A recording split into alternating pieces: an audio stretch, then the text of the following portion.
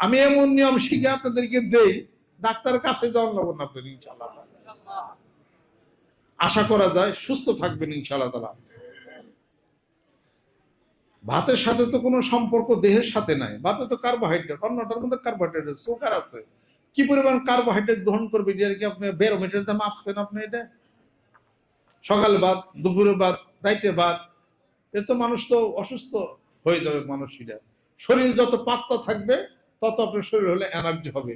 বেশি ভাত খেলে শরীর তো আপনি পাতলা থাকবেন, আপনি এনার্জি লস হয়ে যাবে। আপনি এটা 2টা রুটি, 2 চামচ মধু, 1টা সাগর কলা, যে আর 1টা ডিম, যে এনার্জি আছে সারা দিন রিক্সাবান, কিচ্ছু হবে না। কিন্তু আমাদের দেশে নিয়ম কি, সকালবেলা এক থাল ভাত, পেট ভরে কটা ভাত খাইয়া যায় রে, মেলে কাম করানো, গাছ কাটানো লাগবো, ওদের কতক্ষণ পরে অসুস্থ হয়ে যাবে এটা বুঝতে পারছে না। রুটিতে এনার্জি অনেক, ফাইবার যুক্ত খাবার, অনেকক্ষণ পর্যন্ত এনার্জি থাকবে। 2টা রুটি, 2 চামচ মধুর, 1টা সাগর কলা, আপনি খাইয়ে খালি চলে যান না কেন? আপনি এগুলো তো মানুষ খেয়াল করেন না। রাত্রিতে ছোলা বাদাম ভিজিয়ে রাখবেন, সকালবেলা খাইবেন। এটা অল্প খাবার খাইলে শরীরে এনার্জি বেশি পাইবেন। কম খাবেন, বেশি বাঁচবেন, বেশি খাইবেন, কম বাঁচবেন। এই থিওরিতে আমি যদি চলে যাই, ইনশাআল্লাহ তাআলা অনেক সুস্থ আমি থাকতে পারবো ইনশাআল্লাহ তাআলা। যার কান যত তীক্ষ্ণ তার ব্রেন তত তীক্ষ্ণ। আর কান এবং চোখ তীক্ষ্ণ তারই থাকে যে রাত্রিতে কম খায়। এটা হলো নিয়ম।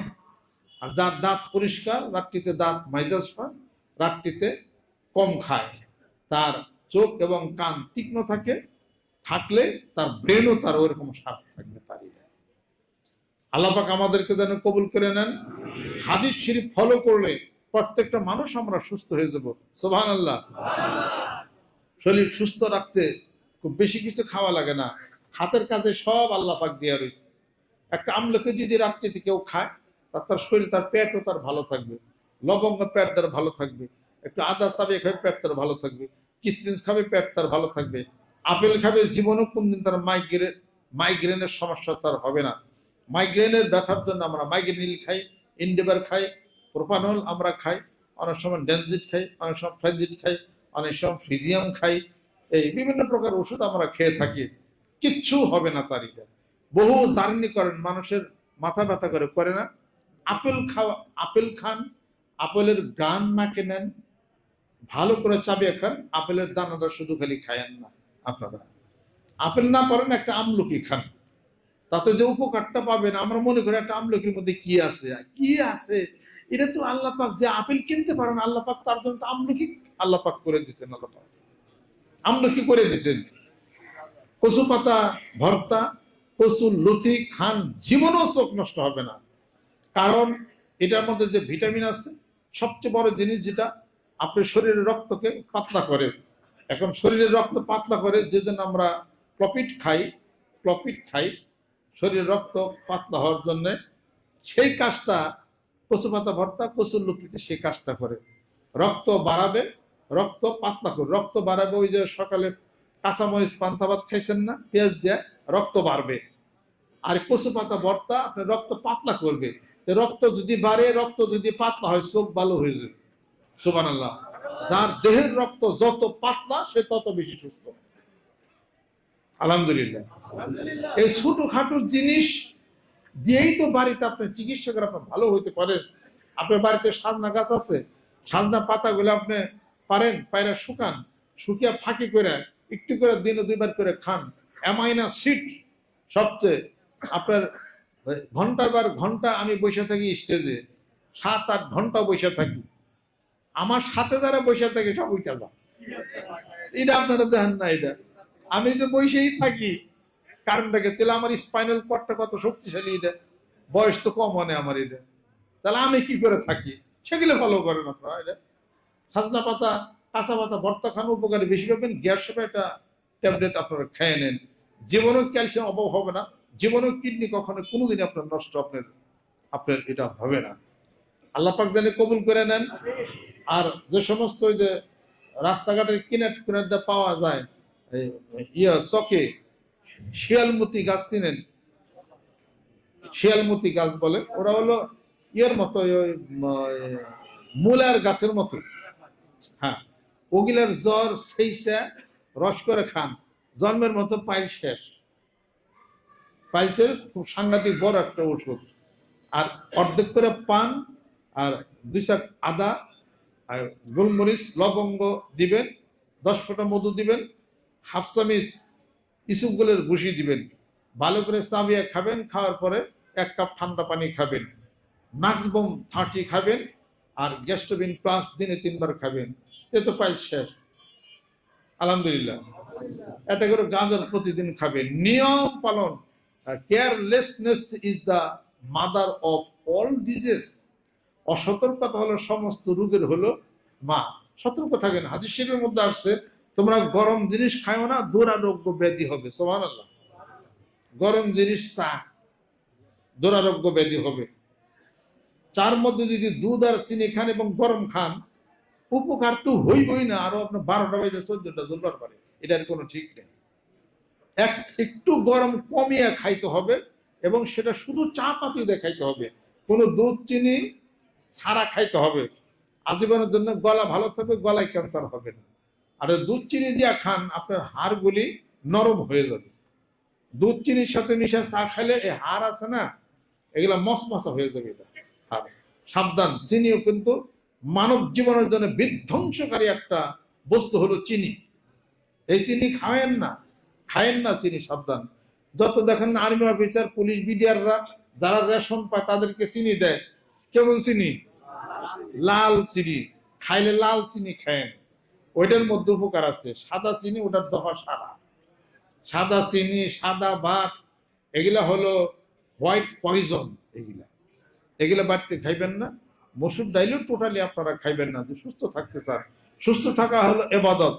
তাড়াতাড়ি মরে যায় কোনো লাভ আছে? চোখকে ভালো রাখতে চান, 1 বাটি পানি নেবেন, 1 বাটি পানির মধ্যে চোখ চাইবেন, চাই চোখটাকে ডাইনে বামে ঘোরাবেন, এই তো চোখ ভালো শুরু করবো। বেলপাতার রস 1 চামচ, বেলপাতার 10 ফোঁটা মধু দিয়ে সকালবেলা বাসি বেটা খাবেন, চোখের অপারেশন হয়ে যাবে ইনশাআল্লাহ তাআলা। 1 ফোঁটা মধু 2 চোখে দিবেন, একবার করে। রাত্রিতে সুরমা নিবেন, মার হাবানি হাবিবা কুররাত আইনি বলে চোখে দিবেন। সূরা নূরের 35 নম্বর আয়াত পড়বেন। আর ডালিম খাবেন। বাড়িতে ডালিম গাছ লাগান। আমি তো প্রায় সময় ডালিম গাছ লাগাইছি, তবে ওইটাই তো আমি খাই বেশি। বাইরে ডালিম তো একটু সন্দেহ লাগে, দুয়ে টুয়ে খাওয়ান লাগে আর কি। এগুলো করেন বেশি করে, কংসুর তেলাওয়াত করেন। আর ঘরের স্ত্রীর দিকে মহব্বত ভালোবাসার নজরে তাকান, চোখের জ্যোতি বাড়বে। পিতা মাতার দিকে সম্মানের দৃষ্টি দিয়ে তাকান। উস্তাদ পীর শাইখের দিকে, উস্তাদের দিকে সম্মানের দৃষ্টিতে তাকান, চোখের জ্যোতি বাড়বে। উন্মুক্ত আকাশের দিকে তাকিয়ে থাকেন, চোখের জ্যোতি বাড়বে। সবুজ ঘাসের দিকে তাকান, চোখের জ্যোতি বাড়বে। আল্লাহর ঘরের দিকে তাকান, চোখের জ্যোতি বাড়বে। সুবহানাল্লাহ। আর ওই কাজগুলো করেন, চোখের জ্যোতি বাড়া শুরু করবে ইনশাআল্লাহ তাআলা। এই সিস্টেম মাফিক চলেন, আল্লাহর রহমত, আল্লাহর বরকত হবে ইনশাআল্লাহ তাআলা। 111 বছর বয়সে আমি একজনের কোরআন শরীফ পড়তে দেখি, চশমা ছাড়া। আমাকে এখনো চশমা ছাড়াই পড়েন। পড়ি। কি পড়েন? প্রত্যেকদিন সূরা নূর পড়ি। প্রত্যেকদিন সূরা নূর পড়ে। নূর মানে কি? আলো। মানে কি? জ্যোতি। মানে কি? Energy, light, therapy. এই চোখের মধ্যে দিয়ে কোরআন শরীফ আলোগুলো যাচ্ছে না, অথচ চোখ তো ভালোই থাকার কথা। সুবহানাল্লাহ। তারপরে চোখ ভালো রাখার জন্য চশমা পরা দরকার। চোখের ভালো চোখেই চশমা পড়তে হয়, যাতে চোখটা খারাপ যেন আর না হয়। পাওয়ার ছাড়া এমনি চশমা পড়তে পারে, চোখের বাতাসের সেপ লাগানোর জন্য। আর যারা মোটরসাইকেল চালান, যারা চশমা ছাড়া, তাকে চোখ বাকি ঢুইবে, এটার মধ্যে কোনো ভুল নাই। আস্তাগফিরুল্লাহ, আস্তাগফিরুল্লাহ। অতএব জিকির বলতেছিলাম, জিকির করলে সবল কাম হয়ে যাবে। সকাল বিকাল জিকির করি, পেট ভালো হয়ে যাবে, পেট ভালো হয়ে যাবে। এই নাকের মধ্যে নিঃশ্বাসের মাধ্যম দিয়া লা ইলাহা ইল্লাল্লাহ জিকির যাচ্ছে, এটা রেডিও থেরাপি হচ্ছে। থেরাপি না, রেডিও থেরাপি হচ্ছে। এখানে সব অর্গানের মধ্যে লাইট যাইতেছে, আলো যাচ্ছে, এটা আপনি সুস্থ হয়ে যাবেন। সুবহানাল্লাহ। আল্লাহর জিকির করেন, পেট ভালো হয়ে যাবে। সুবহানাল্লাহ। বিজ্ঞানিক খান, পেট ভালো হয়ে যাবে। পেটের সমস্যা যাদের, বেশি জোরে হাঁটা চলাফেরা করবেন না। দুপুর খেয়ে রেস্ট নেবেন। আপাতত ভিটামিন বি কমপ্লেক্স খান, আর মূলার তরকারি খান। আর একটা পেঁপের টোকা দিলে পেঁপের কষ পড়বে, হাফ কাপ পানির মধ্যে 10 ফোঁটা কষ দিয়া বাসি পেটে খাবেন, পেট টনটন হয়ে যাবে ইনশাল্লাহ তালা। ইউরিনের যত অবস্ট্রাকশন আছে সব দূর হয়ে যাবে ইনশাল্লাহ তালা। এটা খুব সাংঘাতিক একটা মেডিসিন এই জিনিসটা। আল্লাহ পাক যেন কবুল করে নেন, রহমত করেন, বরকত করেন। প্রত্যেকে 10 ফোঁটা করে কালিজিরা তেল দিনে একবার করে খাবেন, ডাইন হাতে নিয়ে খাবেন। মধু ডাইন হাতে না চাটে খাইবেন, তাহলে পরে সুস্থ থাকবেন, ভালো থাকবেন ইনশাল্লাহ তালা। আমরা চাই যে আল্লাহ পাক আমাদেরকে সুস্থ করেন, সুন্দর করেন, ভালো করেন, হায়াত বেশি বেশি আল্লাহ পাক বাড়িয়া যেন আল্লাহ পাক দেন, রহমত করেন, বরকত করেন। আস্তাগফিরুল্লাহ, আস্তাগফিরুল্লাহ, আস্তাগফিরুল্লাহ, আস্তাগফিরুল্লাহ, আস্তাগফিরুল্লাহ, আস্তাগফিরুল্লাহ।